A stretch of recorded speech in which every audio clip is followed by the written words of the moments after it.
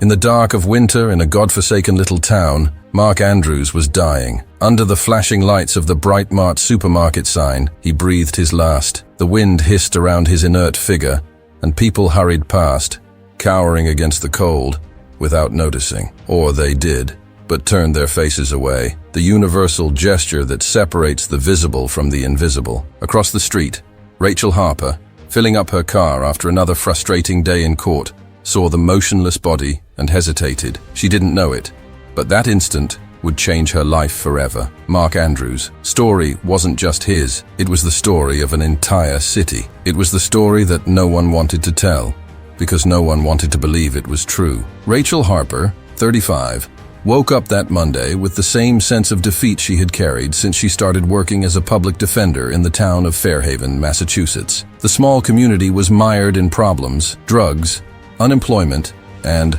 more recently, an alarming increase in homeless people. That morning, Rachel was called to a court meeting. A new case, a negligence suit involving the death of Mark Andrews, found lifeless in the parking lot of the local supermarket. The name meant nothing to her, but the face, an image captured by the security camera, made her shudder. It was the man she had seen 2 weeks earlier, out in the cold, the man she had hesitated to help. Revisiting the case, Rachel discovered that Mark was more than he seemed. Once, he had been a university professor, acclaimed for his research into English literature. How he had ended up on a sidewalk, with a punctured blanket and an empty coffee cup, was a question no one seemed to want to answer. The first days of the investigation were frustrating. The medical records pointed to a history of untreated schizophrenia and a series of arrests for minor offenses.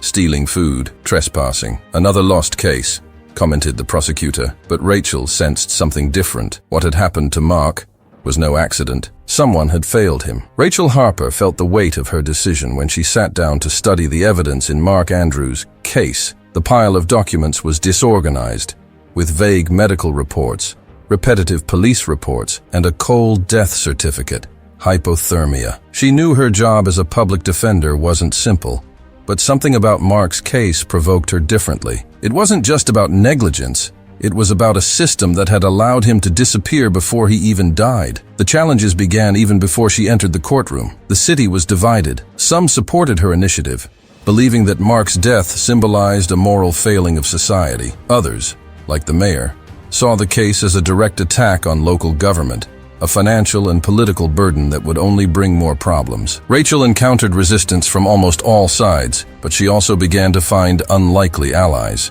One of these people was Ellie, the teenager Mark had protected at the community shelter. Their first meeting was tense. "Why do you care?" Ellie asked, with a suspicion that Rachel understood immediately. "Because he was someone, just like you, and I want the world to know that." Ellie, although hesitant, agreed to collaborate. During the conversation, she revealed details that Rachel would never have discovered on her own. Mark had not only helped her with food and advice, but had also fought to keep hope alive in a place where all seemed lost. He had written a series of letters, dirty pieces of paper that Ellie kept folded in her backpack. "You should read these," said Ellie, pushing the papers towards Rachel. "He talked about things that no one else understood. I think he knew he was going to die." Meanwhile, Ben Tucker, the policeman who often interacted with Mark, began to feel a growing unease. He couldn't forget the last night he had seen Mark. Something about the positioning of the body seemed strange. It looked carefully arranged, as if someone had put Mark there. But bringing this to light would mean going against his superiors, and Tucker knew the price of being a cop who defies hierarchy. To ease his guilt, he started making nightly visits to the community shelter, where he met Ellie on one of those nights. "You should talk to Rachel," he said, after a brief conversation. "And say what?" Ellie retorted, her eyes full of suspicion. "That you and yours leave us to die every day." Those words cut deeper than Tucker expected. He knew Ellie was right, but he also knew he couldn't undo years of neglect with a simple act of contrition. While Rachel was trying to piece together the puzzle of Mark's life, she was also facing her own loneliness. Divorced and childless, her life was dedicated to work, but for the first time she began to question whether her career had any real impact. Her mother, Elizabeth Harper, also a retired lawyer, was her biggest critic. "You're wasting your time, Rachel," Elizabeth said on a casual visit. "People like Mark Andrews can't be saved. You think you're making a difference, but no one will remember this case in a year." "Then maybe it's my job to remind them," Rachel replied. with a firmness that surprised them both. These personal and professional confrontations began to shape Rachel. The case wasn't just about Mark Andrews. It was about who she wanted to be and what legacy she would leave to the world. As Rachel and Ellie worked together, a unique dynamic began to form. Ellie, with her cynical view of the world, challenged Rachel to see beyond laws and statistics. "Do you think we're invisible because we want to be?" Ellie asked in a conversation. "I see people ignoring me. They look right through me. Like, you could have helped Mark that night, but you didn't. Why? Why?" The question hit Rachel like a slap. "I don't know," she admitted, her voice full of shame. "Maybe because it was easier to pretend he didn't exist." This unexpected honesty made Ellie drop her guard. For the first time, she felt that someone was actually listening to her voice, instead of treating her like a statistic or a problem to be solved. As Rachel's case progressed, the mayor, William Garrett, began to step up his efforts to discredit her. In meetings with his aides, he articulated a narrative to blame the homeless community itself for Mark's death. "We need to turn this against her," Garrett said. "If Rachel Harper wants to wage war against the city, she needs to understand that we know how to play this game." He began releasing reports to the local media, highlighting the crimes committed by homeless people in the area and suggesting that the community shelter was part of the problem, not the solution. Rachel knew she was dealing with something much bigger than a court case. She was up against a political machine that would rather protect its image than take responsibility for its failures. While going through the letters left by Mark, Rachel discovered more about his past. He had been a passionate literature professor, but his life fell apart after the sudden death of his daughter in a car accident. He couldn't cope with the grief, became estranged from his wife, lost his job, and eventually his sense of self. "I'm not who I used to be," said one of the letters, "but that doesn't mean I don't exist." These words echoed in Rachel's mind as they captured the essence of what she was trying to prove, that Mark Andrews was someone, and his death deserved to be taken seriously. The stories of Rachel, Ellie, Tucker, and even businessman Greg Mathers began to intertwine. Everyone, in some way, was connected to Mark and what he represented, not just as an individual, but as a symbol of the collective failure to care for the vulnerable. Rachel's challenge now was to unite these voices into a chorus powerful enough to be heard, even in a world that preferred to silence them. Rachel Harper felt the growing weight of external pressures as she continued to unearth the fragmented pieces of Mark Andrews' life. The case was gaining local repercussions, with polarized headlines in newspapers and debates on social media. Some considered Rachel a hero for giving a voice to the forgotten, while others accused her of trying to ruin the city's reputation and wasting public money on a lost cause. This division reached the courtroom, where the first preliminary hearing gathered a significant audience. During the session, Rachel presented the letters written by Mark and detailed the systemic failures that contributed to his death. However, the mayor's lawyer, an astute man named Alan Price, countered, questioning Rachel's credibility and suggesting that Mark was responsible for his own situation. "We're faced with a lawyer who wants to turn tragedy into spectacle," Alan declared. "But individual tragedies, however moving, are not the responsibility of the government." The words hurt Rachel, but the anger that came out of her was an even greater force. When negligence becomes institutional, it is no longer individual. "It's the fault of all of us," she retorted, glaring at Alan and the judge. As Rachel prepared for the next phase of the case, Ellie appeared in her office with a shocking revelation. Mark had a secret hiding place under a bridge near the river. There, he kept a box of belongings, which she had so far refused to open. Rachel accompanied her to the location, where they found the box covered in mud and leaves. Inside were old photographs of Mark with a woman and a child, his lost family, as well as newspaper clippings about his academic career and notes from an unfinished manuscript entitled The Solitude of the Invisible. The handwritten pages recounted Mark's experience of being ostracized. He detailed how he had become invisible to those who once admired him and how society treated people like him. But in the middle of the notes, a phrase repeated several times caught Rachel's attention. "It wasn't an accident." This phrase suggested that Mark believed something had been deliberately orchestrated against him, but the clues were too vague. Rachel began to suspect that Mark's death might be linked to something more than negligence. Meanwhile, Greg Mathers was facing his own crisis.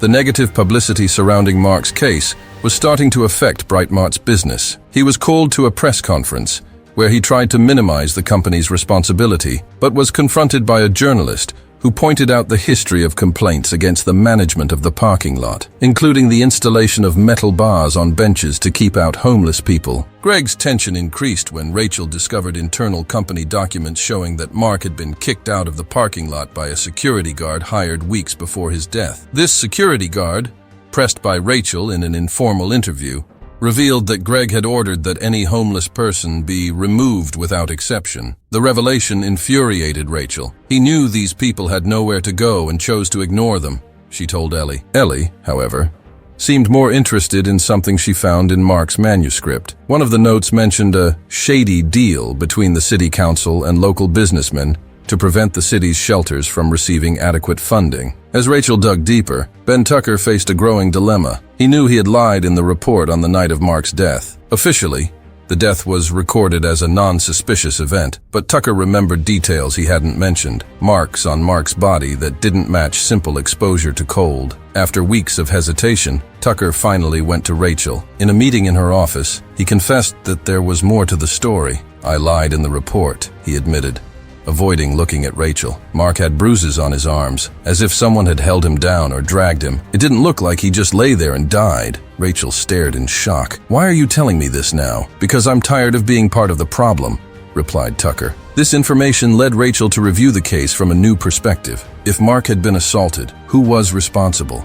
And why? Ellie, who initially viewed Rachel's case with skepticism, began to see it as an opportunity to reclaim her own voice. Inspired by what Mark had left behind, she asked Rachel to let her testify in court. "Are you sure?"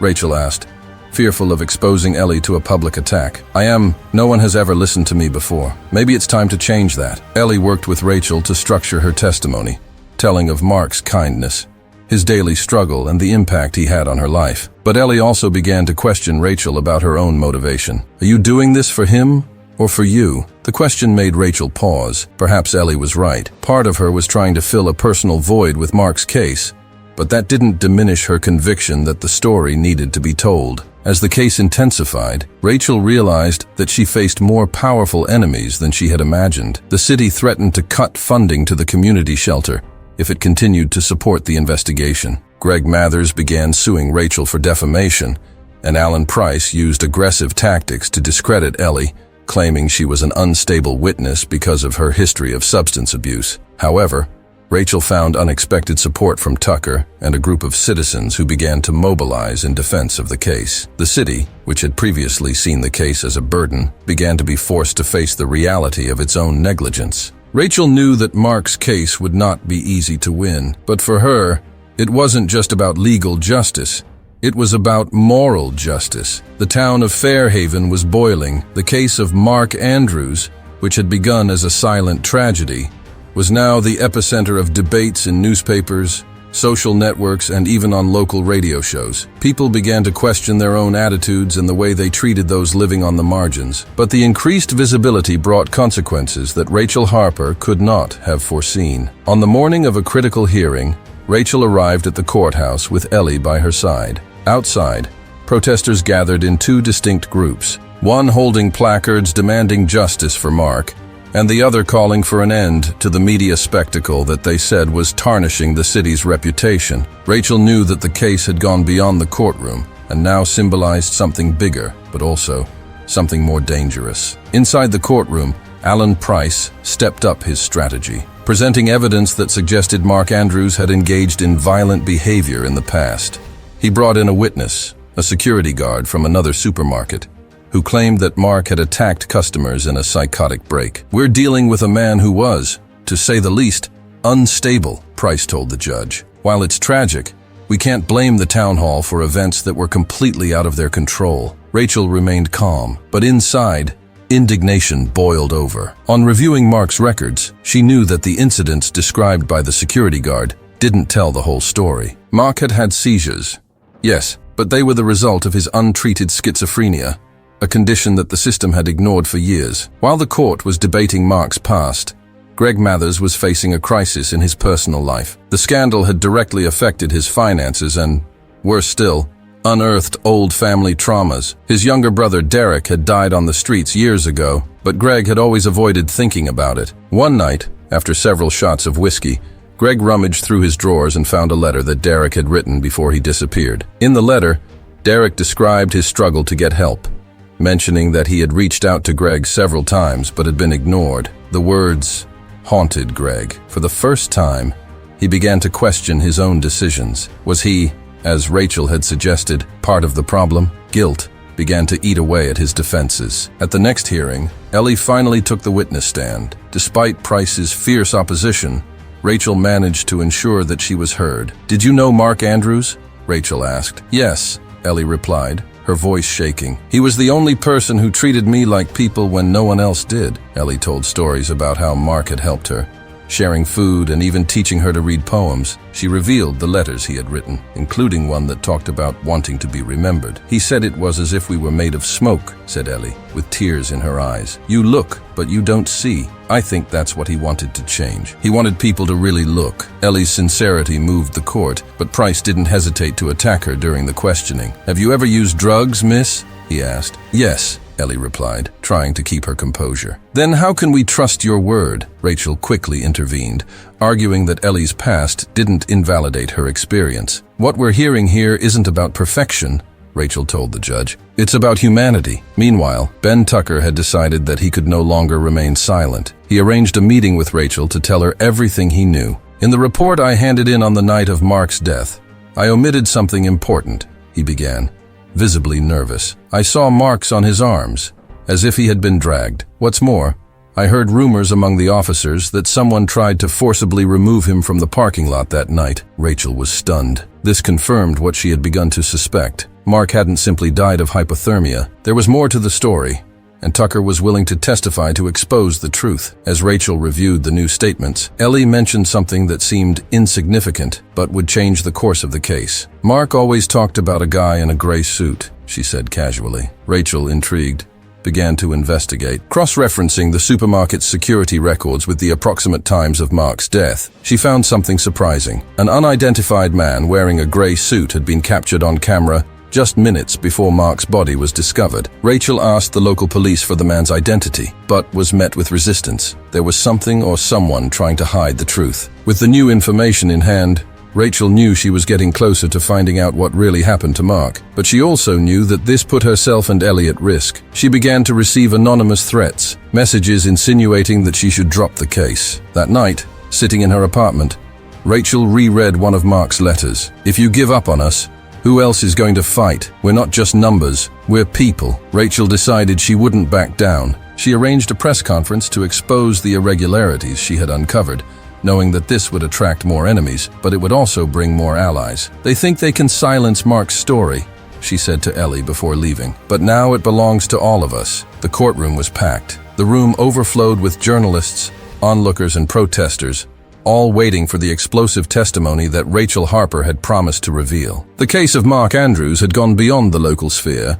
It was now a national symbol of the negligent treatment of the most vulnerable. But for Rachel, the goal was never fame. It was about justice for Mark, and for all the invisible people he represented. At the beginning of the session, Rachel brought up the latest evidence: the security camera footage of the man in the grey suit, an individual whose presence at the scene of Mark Andrews' death had still not been explained. Under pressure, the mayor's office finally revealed his identity: Vincent Caldwell, a contractor who worked for the city. The revelation created a buzz in the room. Caldwell was known for negotiating lucrative deals with the local government, including the construction of security devices designed to keep homeless people away from public areas. Rachel knew that this was the link that connected Mark to the city's systemic practices. With Vincent Caldwell present in court, Rachel called Ben Tucker to the witness stand. The police officer looked uncomfortable, but determined. He began to tell his version of the facts, admitting that the report from the night of Mark's death had been manipulated.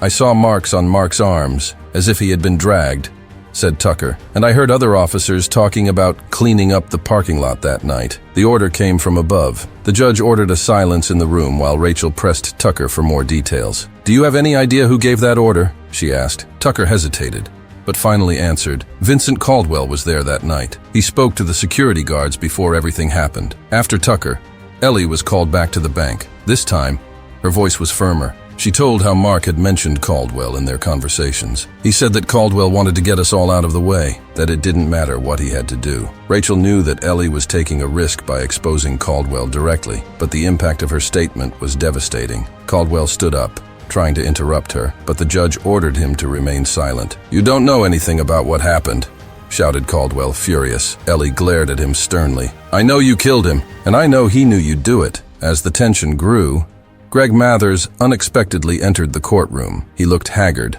but determined. Before the judge could question him, Mathers asked to make a voluntary statement. "I've ignored a lot of things in this city. I saw Mark Andrews thrown out of my parking lot several times, and I never did anything to stop it," he admitted, his voice heavy. "But that night, I wasn't blind. I saw Caldwell and his men dealing with him. I know what happened." Greg recounted that Caldwell had instructed security guards to remove Mark by force, and that the man had been left in the parking lot, unconscious, as a warning to other homeless people. He also admitted that the bruises on Mark's body were the result of a fight he didn't have the strength to win. Mathers' confession was a bombshell. Caldwell tried to leave the room, but was detained by order of the judge. With the testimonies of Tucker on Ellie and Mathers, Rachel had all the pieces to present her conclusion. What happened to Mark Andrews wasn't just negligence, she told the court.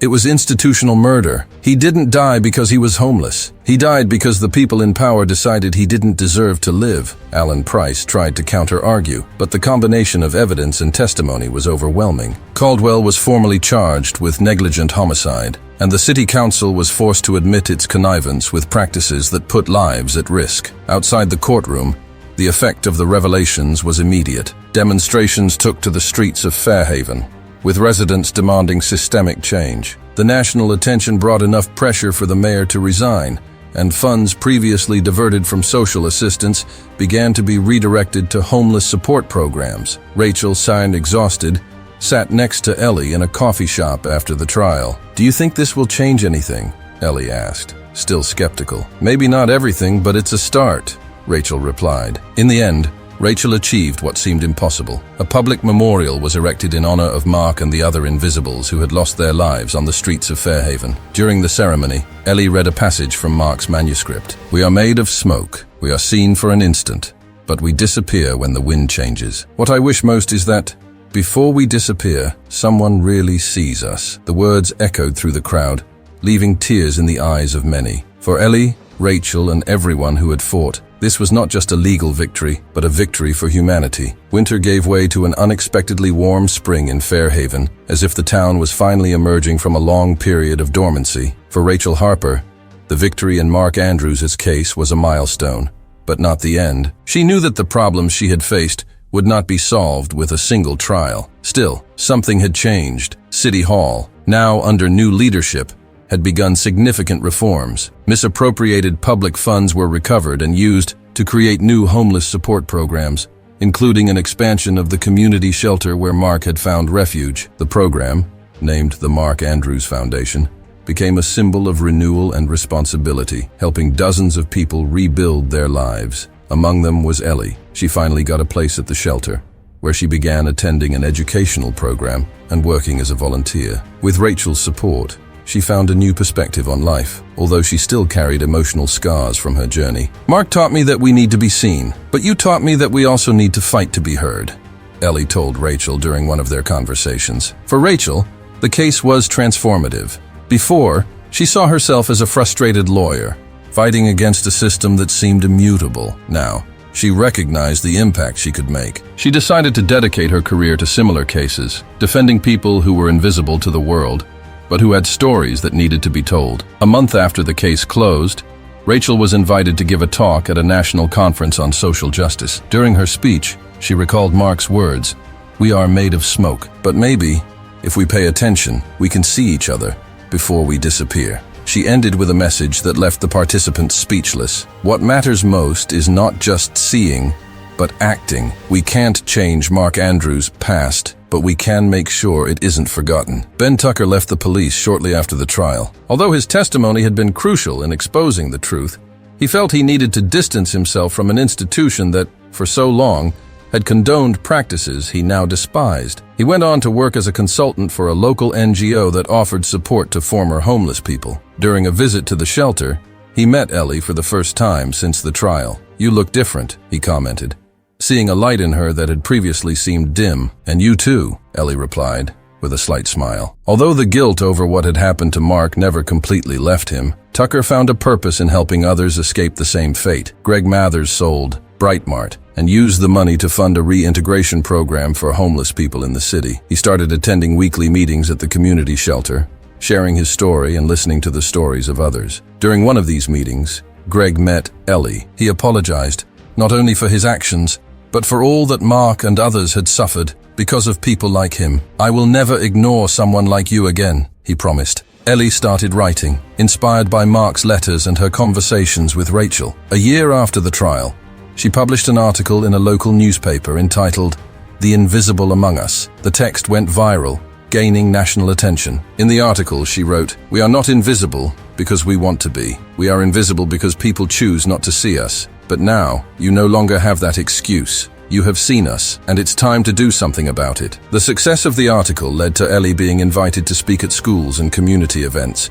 Using her story and Mark's to inspire others, she became an unexpected leader, a voice for those who still lived in the shadows. On the anniversary of Mark's death, Rachel, Ellie, Tucker and other townspeople gathered at the memorial erected in his honor. It was a simple statue, a man sitting on a bench, holding a book with a plaque next to it that read, "I existed, we existed." Ellie read a poem by Mark that she had found in the unfinished manuscript. "And if one day someone looks back and remember that we were here, then the smoke will not have been in vain. We will have been seen, and that will be enough." As the sun set, illuminating the memorial in golden hues, Rachel looked around. Fairhaven was no longer the same. The town still had its challenges, but something profound had changed. People began to pay more attention to the invisible, the ignored, and to the system that had perpetuated inequality for so long. Rachel felt a wave of gratitude. She didn't know what the future held, but she knew that Mark Andrews' story would never be forgotten.